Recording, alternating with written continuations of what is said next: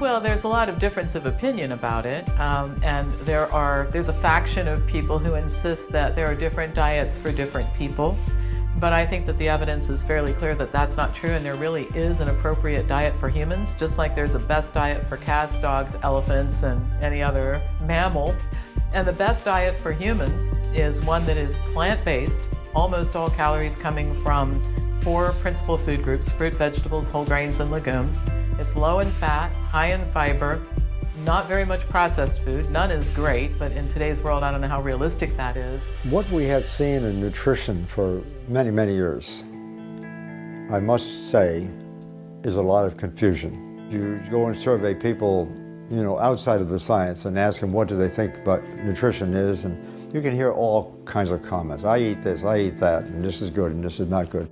There's also confusion in the professions. Medical doctors are not trained in this field. And there's confusion in my own field, biomedical research. We don't get an opportunity to tell, the real science, I think, the way it should be told, because we're overwhelmed with the corporate sector trying to sell stuff.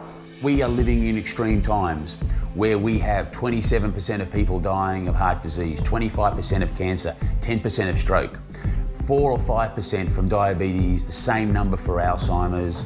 I mean, these are, in many, many cases, diseases of nutritional ignorance and diseases that are all based on our lifestyle choices. There are a lot of different dietary theories out there, but I think one fact is kind of indisputable. Having a diet that is rich in whole plant-based foods is truly a great way to get you to good health. Everywhere I go around the world, there's not a single person I've met that doesn't know that fruits and vegetables are good for them. We all know it. It's not about the knowing, it's about the doing. There was a time when there was no heart disease, no colon cancer, no breast cancer, no multiple sclerosis, no inflammatory arthritis. Of course, these days in Asia, the Middle East, in Central America, and around the world, people have become rich.